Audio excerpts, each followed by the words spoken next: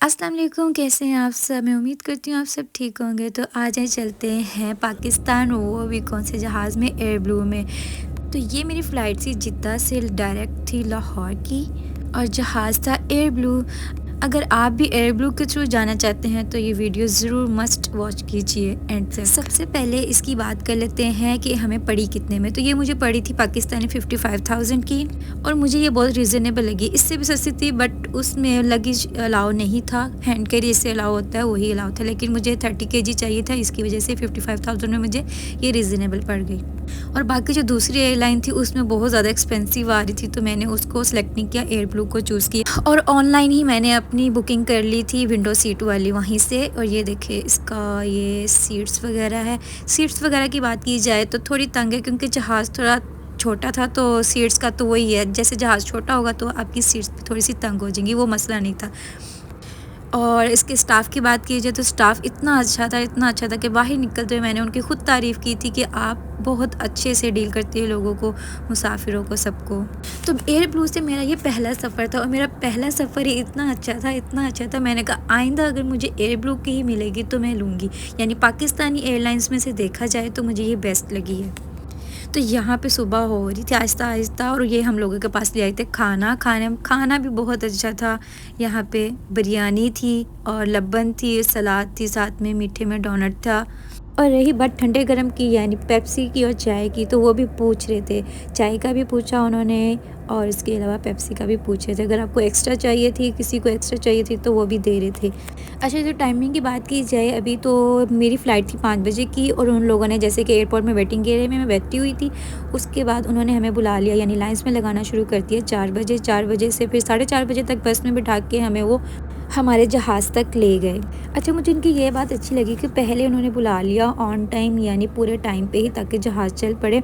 मुझे लगा 5 बजे जहाज़ चलेगा, लेकिन जहाज़ चला था 5:30 बजे तक। मुझे लगा 5 घंटे की फ़्लाइट है, लेकिन वो 4.5 घंटे की थी। जैसे ही जहाज़ चलना शुरू हुआ था उन्होंने बता दिया था कि ये फ़्लाइट 4.5 घंटे की है। यानी 5:30 बजे मैं वहाँ से बैठी, पाकिस्तान के पूरे 12 बजे मैं जहाज़ से उतर गई थी। यानी इतना ज़्यादा टाइमिंग का पाबंद, इतना ज़्यादा कि वो 1 मिनट आगे ना पीछे, पूरे 12 बजे मैं उतर गई थी यहाँ से 4:30 बैठ के। और ये बैक सीट्स पे जो ये इंस्ट्रक्शन वाली कॉपी सी पड़ी होती है, इसको कहते हैं पढ़ लें, आपकी बैक सीट पे पड़ी हुई। तो मैं निकाल के देख रही थी, मैंने कहा आप लोगों को भी दिखा देती हूँ। यहाँ पे और भी चीज़ें थी, पता नहीं, मैंने ये निकाला, बस इसको देख रही थी।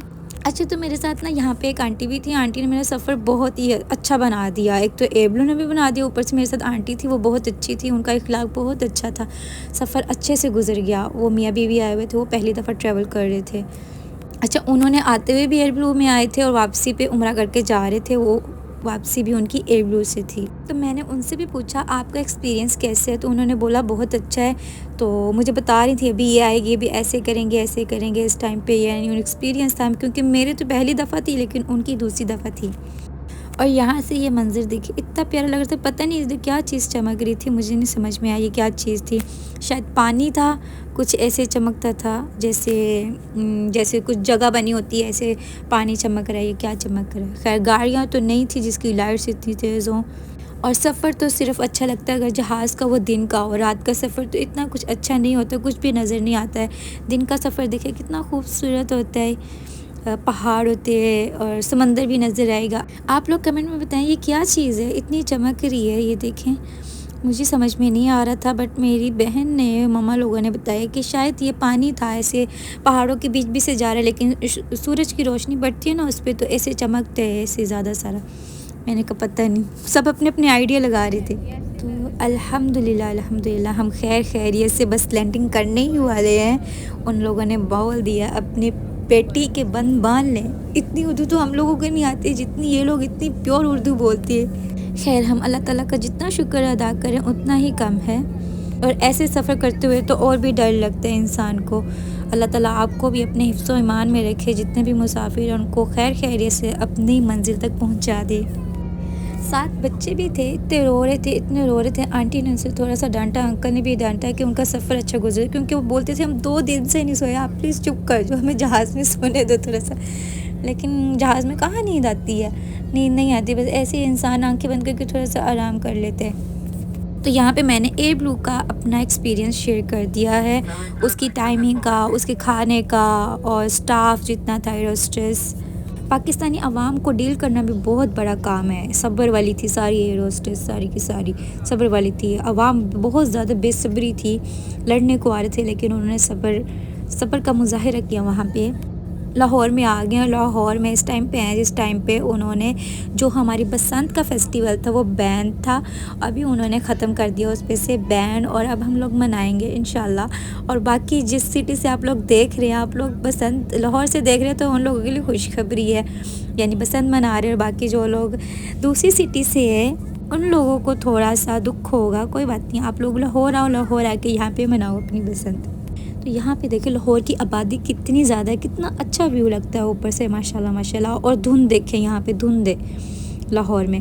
बट लेकिन जब मैं नीचे चली गई थी तो गर्मी लग रही थी, लेकिन लोगों ने इतने इतने स्वेटर्स पहने हुए थे, इतने इतने स्वेटर्स पहने हुए थे, मुझे उन्हें देख के भी गर्मी लग रही थी। लेकिन शायद माहौल थोड़ा डिफरेंट होगा, उनको लगता होगा बहुत ज़्यादा सर्दी, लेकिन इतनी ज़्यादा सर्दी नहीं थी। एयरपोर्ट पे तो नहीं थी शायद उस दिन, आज के दिन धूप थी यहाँ पे। जब जहाज़ नीचे अपने टायर्स लगाते हैं तो एकदम थोड़ा सा नहीं, बहुत ज़्यादा सा डर लगता है। और इतनी स्पीड पकड़ता है इतनी तेज़ी से वो, तो सबको शायद थोड़ा सा डर लगता होगा। और ए ब्लू वालों ने जो खाना दिया था वो मैंने खाया, लेकिन टेस्ट किया। मैंने कहा आप लोगों को बताऊंगी, रिव्यू दूंगी इस वजह से, लेकिन मैंने खाना प्रॉपर खाया ही नहीं, क्योंकि मेरी फैमिली वालों ने मेरे लिए खाने का, नाश्ते का इंतज़ाम किया हुआ था। मेरी फेवरेट चीज़ें थी सारी, इसी वजह से, इस वजह से नहीं कि अच्छा नहीं था, अच्छा था खाना, बेस्ट था, सब कुछ अच्छा था इसका। और मैं उम्मीद करती हूँ आपको जो मैंने इन्फॉर्मेशन दी आपको पसंद आई होगी और आपके लिए यूज़फुल साबित होगी इंशाल्लाह। तो यहाँ पे बस जहाज़ नीचे अपने टायर लगाने ही वाला है, सब दिलों को थामे बैठे हुए हैं।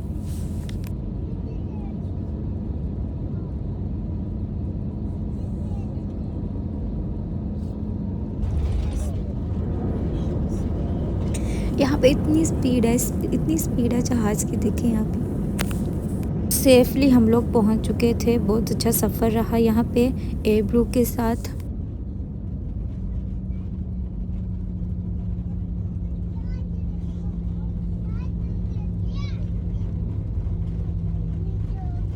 और बाकी का सारा प्रोसेस कंप्लीट करने के बाद मैं फटाफट वहाँ से निकली अपनी फ़ैमिली से मिलने के लिए। और यहाँ पे मैं बाहर आ चुकी थी फैमिली से मिलने के लिए। अपनों से मिलके बहुत ज़्यादा खुशी होती है। तो बाहर कोई यूनिवर्सिटी वाले लोग खड़े हुए थे, उन्होंने बोला आप हमें इंटरव्यू दें, आप बहुत एक्साइटेड लग रही हैं, आप दें। फिर मैंने बताया एयर ब्लू के लिए, जो मैंने आपको बताया वही सब मैंने इन लोगों को भी बताया था। Thank you so much video को यहाँ तक देखने के लिए, आप लोग का बहुत शुक्रिया। मैं उम्मीद करती हूँ आपको ये वीडियो पसंद आया होगा। अगर पसंद आए तो मेरी वीडियो को लाइक कर देना और मेरे चैनल को सब्सक्राइब कर देना। इंशाल्लाह मिलेंगे नेक्स्ट वीडियो में, तब तक आप सब अपना बहुत सारा ख्याल रखें और दुआओं में याद रखें। अल्लाह हाफिज़।